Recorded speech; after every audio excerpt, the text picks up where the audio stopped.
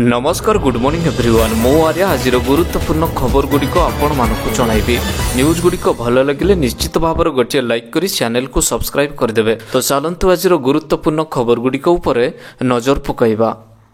तेबे आज 13टी जिला को येलो वार्निंग करागला जारी। यही सबु जिले में प्रबल अति प्रबल छेचिब काचिब वर्षा। तेबे 7 दिन पर्यंत राज्य में जारी रहिबो कालबैशाखी वर्षा एने पाणीपाग विभाग पूर्वानुमानटी करिछि। वर्तमान राज्य उपर 2टी ट्रप लाइन बा निम्न चापरेखा सक्रिय रही। गोटे सिक्किम उत्तर ओडिशा जाए लंबी, अन्यटी पूर्व मध्य प्रदेश गैंगटॉक वेस्ट बेंगल जाए लंबी अच्छी, जार प्रभाव में ओडिशार किछि स्थान में वर्षा हेबो बोली पूर्वानुमानटी करिछि पाणीपाग विभाग। आसंता 24 घंटार आभ्यंतरण ओडिशा 6टी जिला को बाद देले सारा राज्य में वर्षा हेबा नै पूर्वानुमानटी जारी करिछि पाणीपाग विभाग।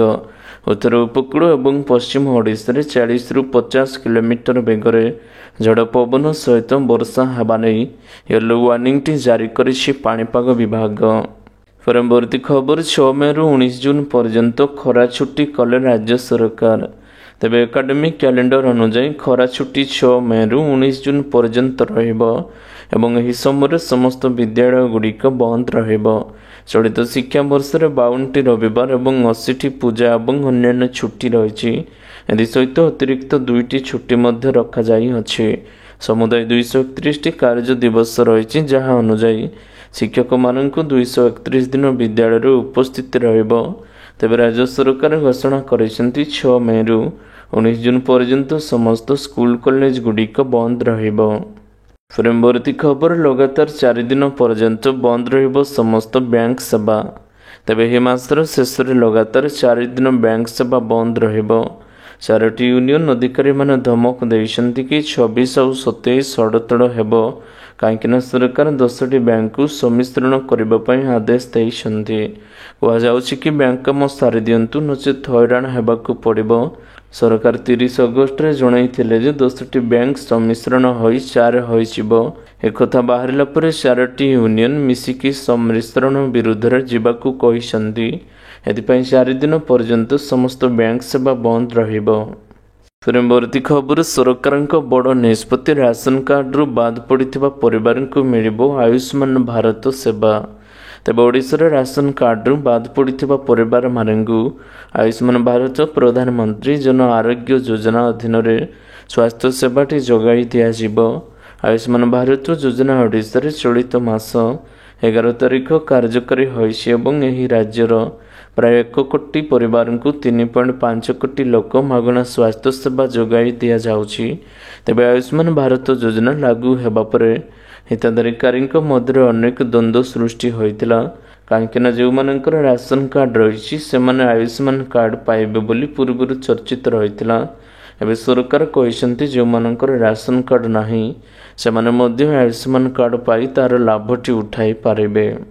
परवर्ती खबर सेना रे 1 लाख रु अधिक सैनिकक अभाव।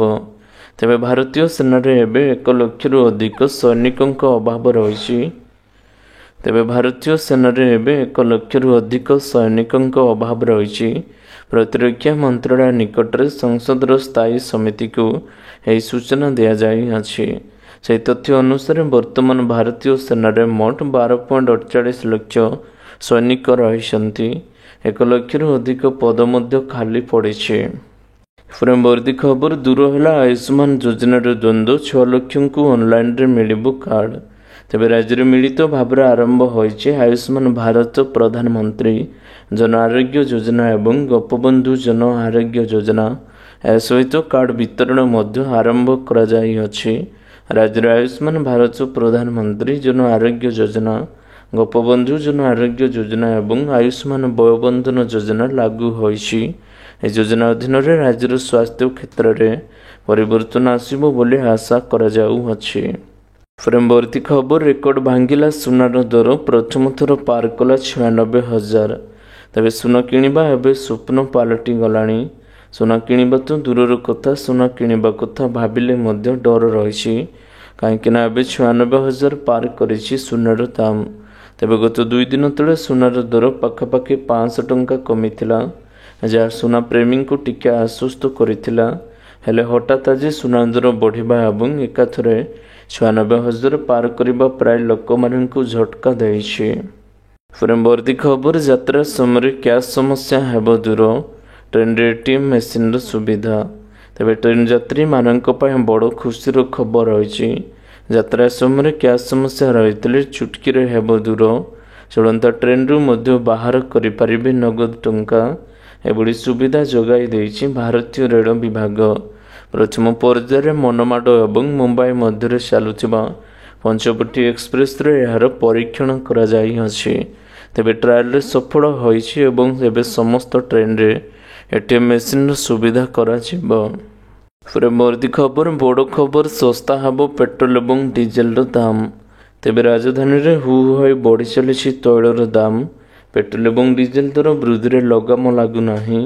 ରାଜଧାନୀରେ ପେଟ୍ରୋଲର ମୂଲ୍ୟ ଲିଟର ପ୍ରତି 75 ଟଙ୍କା ଟପିଅଛି, ଯାହାକୁ ନେଇ ଖାଉଟିଙ୍କ ମନରେ ଅସନ୍ତୋଷ ଦେଖାଯାଇଛି। ଏହି ପରିପ୍ରେକ୍ଷୀରେ କେନ୍ଦ୍ର ପେଟ୍ରୋଲିୟମ ମନ୍ତ୍ରୀ ଧର୍ମେନ୍ଦ୍ର ପ୍ରଧାନ ରାଜ୍ୟ ସରକାର ଟିକସ କମାଇଲେ ତୈଳ ଦର କମିବ ବୋଲି ଗଣମାଧ୍ୟମ ଆଗରେ ପ୍ରକାଶ କରିଛନ୍ତି। ତେବେ ଅର୍ଥନୈତିକ ବିଶେଷଜ୍ଞଙ୍କ ଅନୁସାରେ ସାରା ବିଶ୍ୱରେ ଆର୍ଥିକ ମାନ୍ଦା ଅବସ୍ଥା ଦେଖାଦେଲେ ପେଟ୍ରୋଲ ଏବଂ ପ୍ରଡକ୍ଟସ ବା ଉତ୍ପାଦର ଚାହିଦା ହ୍ରାସ ପାଇବ। ଅଶୋଧିତ ତୈଳ ଦର ବି ହ୍ରାସ ପାଇବ। ଏହି କାରଣରୁ ଅଶୋଧିତ ତୈଳ ଦର ପ୍ରତି ବ୍ୟାରେଲ $20କୁ ହ୍ରାସ ହେବ।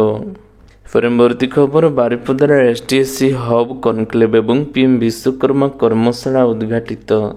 ତେବେ କାର୍ଯ୍ୟକ୍ରମରେ କେନ୍ଦ୍ରୀୟ MSME ମନ୍ତ୍ରୀ ଯତୀନ ରାମ ମାଝୀ, ରାଜନଗର ଉନ୍ନୟନ ମନ୍ତ୍ରୀ ଡକ୍ଟର କୃଷ୍ଣଚନ୍ଦ୍ର ମହାପାତ୍ର, MSME ମତ୍ସ୍ୟ ଏବଂ ପଶୁପାଳନ ମନ୍ତ୍ରୀ ଗୋକୁଳାନନ୍ଦ ମଲ୍ଲିକ ଏବଂ ଶିଳ୍ପ ମନ୍ତ୍ରୀ ସମ୍ପଦ ଚନ୍ଦ୍ର ସ୍ୱାଇଁ ସହିତ ବିଭିନ୍ନ ବିଭାଗର ସଚିବମାନେ ଉପସ୍ଥିତ ରହିଥିଲେ। ଏହି କନକ୍ଲେଭ ଏବଂ କର୍ମଶାଳା ମାଧ୍ୟମରେ SC/ST ସମୁଦାୟର ଔଦ୍ୟୋଗିକତା ଏବଂ କୌଶଳ ବିକାଶକୁ ପ୍ରୋତ୍ସାହିତ କରାଯିବା ସହ PM ବିଶ୍ୱକର୍ମା ଯୋଜନା ଅଧୀନରେ ବିଭିନ୍ନ ସୁଯୋଗ ବିଷୟରେ ଚର୍ଚ୍ଚା ହୋଇଛି।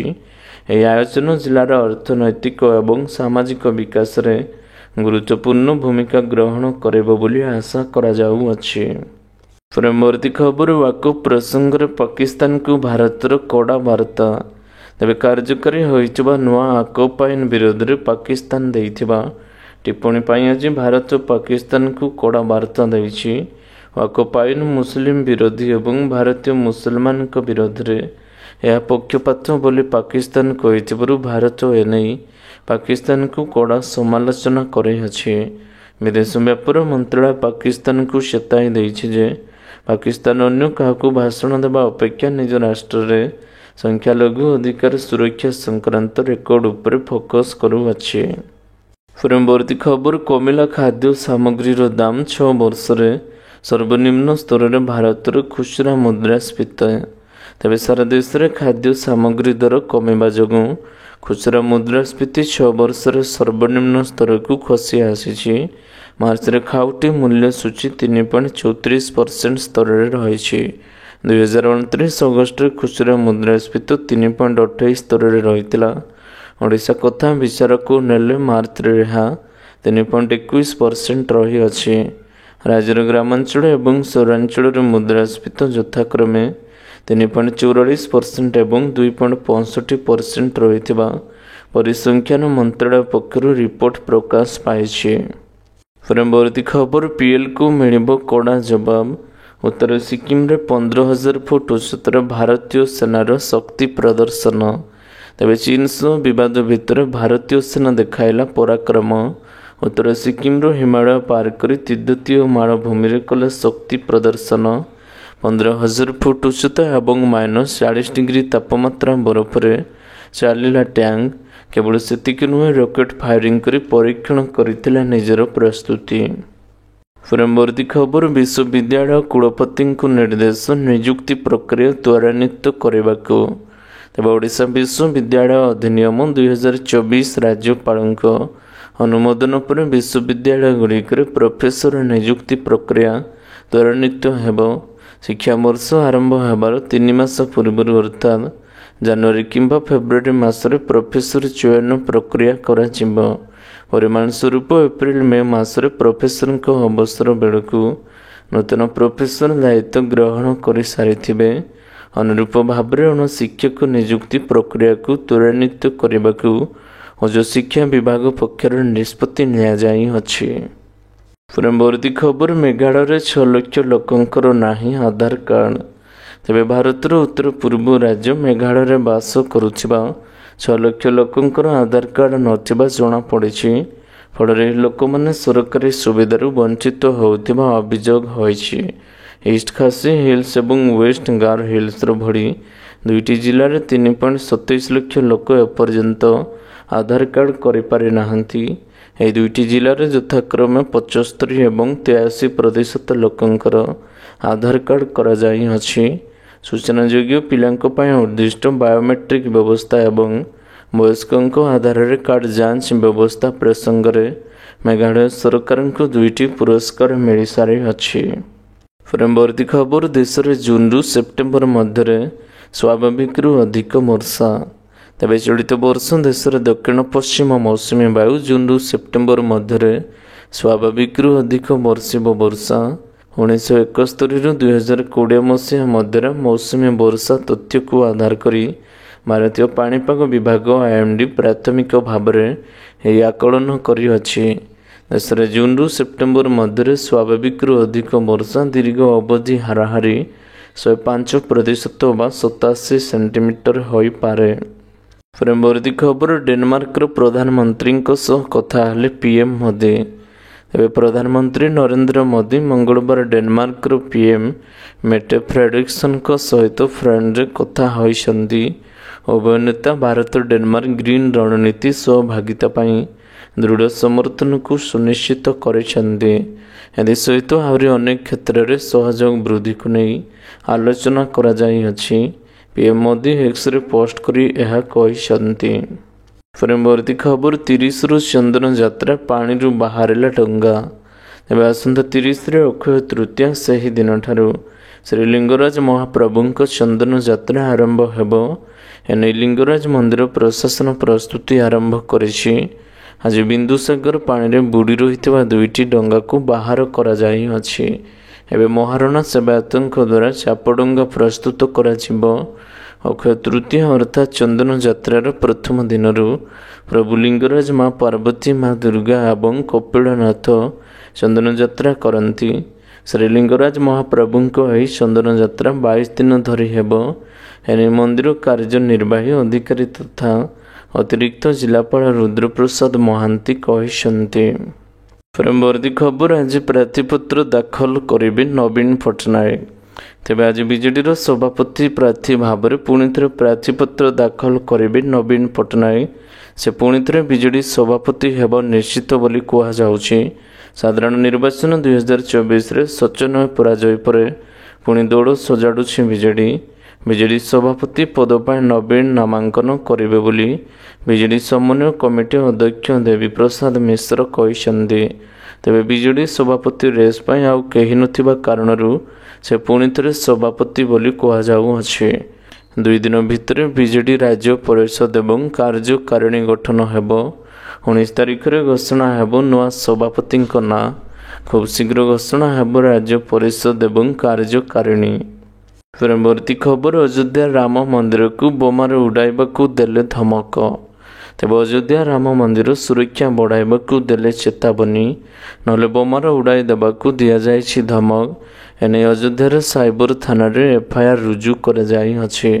ଏହା ସହିତ ମନ୍ଦିରର ମଧ୍ୟ ସୁରକ୍ଷାକୁ ବଢ଼ାଇ ଦିଆଯାଇଛି। ମିଳିଥିବା ସୂଚନା ମୁତାବକ ଅଯୋଧ୍ୟା ରାମ ଜନ୍ମଭୂମି ନ୍ୟାସ ଏବଂ ଉତ୍ତରପ୍ରଦେଶର ଅନେକ ଜିଲ୍ଲାରେ ଜିଲ୍ଲା ମାଜିଷ୍ଟ୍ରେଟଙ୍କୁ ଏକ ଧମକପୂର୍ଣ୍ଣ ଇମେଲ୍ ମିଳିଛି। ଏହି ଇମେଲ୍ ସୋମବାର ରାତିରେ ପଠାଯାଇଥିଲା, ଯେଉଁଥିରେ ରାମ ମନ୍ଦିରର ସୁରକ୍ଷା ବୃଦ୍ଧି କରିବାକୁ ଚେତାବନୀ ଦିଆଯାଇଥିଲା। ମେଲ୍ରେ ଲେଖାଯାଇଥିଲା, ମନ୍ଦିର ସୁରକ୍ଷା ବୃଦ୍ଧି କର। ତେବେ ଏହି ମାମଲାକୁ ଗମ୍ଭୀରତାର ସହିତ ନେଇ ରାମ ମନ୍ଦିର ଟ୍ରଷ୍ଟ ଅଯୋଧ୍ୟାର ସାଇବର ପୋଲିସ ଷ୍ଟେସନରେ ଏକ FIR ଦାଖଲ କରାଯାଇଅଛି। ତେବେ ଆଶା କରୁଛି ଆଜିର ଗୁରୁତ୍ୱପୂର୍ଣ୍ଣ ଖବରଗୁଡ଼ିକ ଆପଣମାନଙ୍କୁ ନିଶ୍ଚିତ ଭାବରେ ଭଲ ଲାଗିଥିବ। ଯଦି ଭଲ ଲାଗିଥାଏ ଭିଡ଼ିଓକୁ ଗୋଟେ ଲାଇକ୍ କରନ୍ତୁ ଏବଂ ଚ୍ୟାନେଲକୁ ସବସ୍କ୍ରାଇବ୍ କରିବା ପାଇଁ ବିଲକୁଲ ବି ଭୁଲନ୍ତୁ ନାହିଁ। ଆପଣଙ୍କ ଭଲ ପାଇବା ସ୍ୱରୂପ ଭିଡ଼ିଓକୁ ସେୟାର କରିଦେବେ। ପୁଣି ଦେଖା ହେବ ଲାଟେଷ୍ଟ ଅପଡେଟ୍ରେ। ସେତେବେଳ ପର୍ଯ୍ୟନ୍ତ ବିଦାୟ ନେଉଛି। ବନ୍ଦେ ମାତରମ୍, ଟେକ୍ କେୟାର, ବାଏ ବାଏ।